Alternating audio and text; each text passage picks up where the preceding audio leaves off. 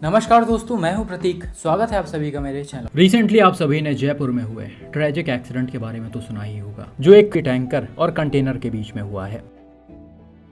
इसमें एक्सीडेंट के तुरंत बाद ही टैंकर ब्लास्ट हो गया और अपने आसपास कई सौ मीटर तक जितनी भी गाड़ियां या फिर लोग थे, इसने उसको अपने चपेट में ले लिया।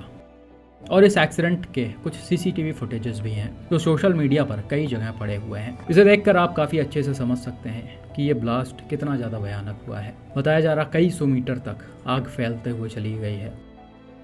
इनफैक्ट 10 किलोमीटर तक इसका आवाज भी लोगों को सुनाई पड़ा है और धुआं वगैरह भी फैला है। कुल मिलाकर सिचुएशन काफी ज्यादा डेंजरस हो गया था और बताया जा रहा कि अभी तक इसमें अनफॉर्चुनेटली 11 लोगों की जान चली गई, जबकि 35 से 40 लोग बुरी तरह से इंजर्ड हो गए हैं और 14-15 लोग अभी भी लापता हैं। फोटोज में आप क्लियरली देख सकते हैं सड़क पर काफी सारी गाड़ियां जली हुई खड़ी हैं, जिसमें हैवी व्हीकल्स भी हैं और पैसेंजर व्हीकल्स भी हैं। बताया जा रहा है कि इस भयानक आग में करीब 40 गाड़ियां चपेट में आई थीं, जो पूरी तरह से जलकर राख हो गई हैं।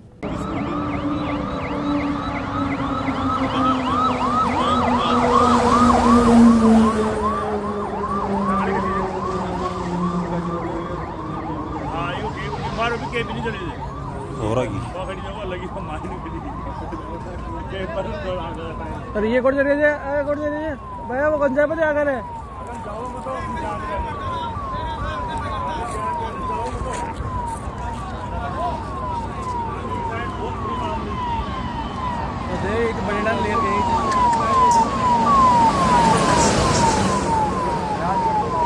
बड़का गई तो यार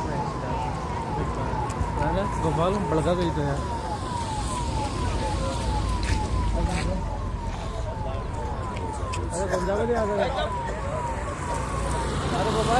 खैर भाई, ये तो एक्सीडेंट के बाद का हाल है, लेकिन ये एक्सीडेंट बहुत ही छोटी लापरवाही की वजह से हुआ है, जो कई सारे इंडियन रोड्स पर करते हैं। और अपने चैनल पर भी आप इन जैसे लापरवाही को हमेशा ही देखते आ रहे होंगे। इस एक्सीडेंट का सीसीटीवी फुटेज भी सामने आया है, जिसमें ये क्लियरली दिख रहा है कि ये जो गैस टैंकर है वो एक इंटरसेक्शन से यू टर्न ले रही होती है और कंटेनर, जिसकी स्पीड थोड़ी सी ज्यादा होती है, उसका ड्राइवर अनकंट्रोल होकर सीधा आकर इस टैंकर को हिट कर देता है और इसी के 1-2 मिनट बाद ही सारा गैस लीक हो जाता है और आग लग जाती है। और भाई, इंटरसेक्शंस पर ऐसे एक्सीडेंट्स काफ़ी आम हैं, चाहे वो हैवी व्हीकल्स के हों या फिर छोटी गाड़ियों के हों। दोनों ही तरफ के लोग थोड़े से जल्दबाजी के चक्कर में और पहले निकलने के चक्कर में गलतियां करते हैं और इस तरह के एक्सीडेंट्स हो जाते हैं। हालांकि इस पर्टिकुलर एक्सीडेंट के सीसीटीवी फुटेज में बहुत ज़्यादा चीज़ें क्लियरली नहीं दिखाई पड़ रही, क्योंकि इसमें अंधेरा है। लेकिन बिल्कुल ऐसा ही सेम इंसिडेंट कुछ दिनों पहले एक भाई ने हरियाणा से शेयर किया था। इसे देखकर आपको जयपुर के एक्सीडेंट की चीज़ें क्लियरली समझ में आ जाएंगी। यहाँ पर भाई अपने कार से एक 4 लेन हाईवे से होते हुए जा रहे होते हैं। इनके गाड़ी के जस्ट आगे एक कंटेनर चल रहा है और जैसे ही ये कंटेनर एक इंटरसेक्शन पर पहुंचता है, वैसे ही ये टैंकर के ड्राइवर राइट टर्न लेने लगते हैं, जो कि रॉन्ग साइड से आए हैं। हालांकि यहाँ पर कंटेनर की स्पीड ठीक ठाक होती है, इसलिए ड्राइवर इसे टाइमली कंट्रोल नहीं कर पाता है, लेकिन फिर भी ये एक्सीडेंट को अवॉइड करने के लिए गाड़ी की स्टीयरिंग को लेफ्ट में घुमा देता है, जिससे आप वीडियो में साफ साफ देख सकते हैं कंटेनर पूरी तरीके से अनकंट्रोल हो गई है और ये ऑलमोस्ट पलटने वाली थी, लेकिन ड्राइवर ने किसी तरह से इसको कंट्रोल किया है और पलटने से बचाया है। अब भाई, वीडियो को हम थोड़ा सा रिवर्स करते हैं तो आप यहाँ पर क्लियरली समझ सकते हैं कि अगर इस जगह एक्सीडेंट हुआ होता, कंटेनर टैंकर में लड़ी होती, टैंकर पलट गई होती, तो जयपुर वाले एक्सीडेंट जैसा हाल यहाँ पर भी हो सकता था। लेकिन फॉर्चुनेटली ऐसा कुछ नहीं हुआ।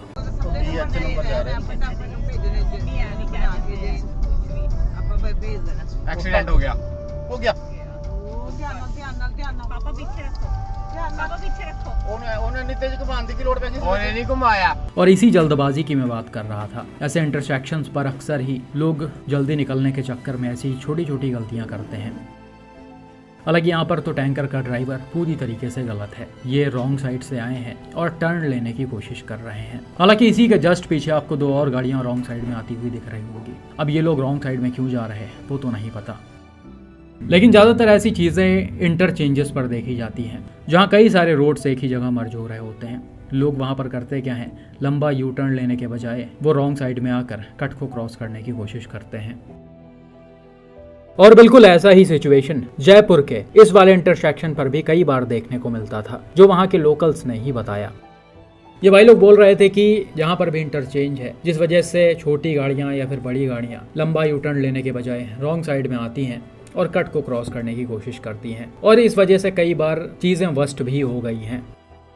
हालांकि लोकल्स करीब 2-3 साल से इसे क्लोज कराने की मांग कर रहे थे, लेकिन इस पर क्या कार्रवाई की गई उसके बारे में कुछ नहीं पता है। फिर भी इन सब चीज़ों पर NHAI को ध्यान देना चाहिए। अगर लोकल्स कुछ उनसे रिक्वेस्ट कर रहे हैं तो उन चीज़ों को सही तरह से ऑब्जर्व करके उस पर काम करना चाहिए।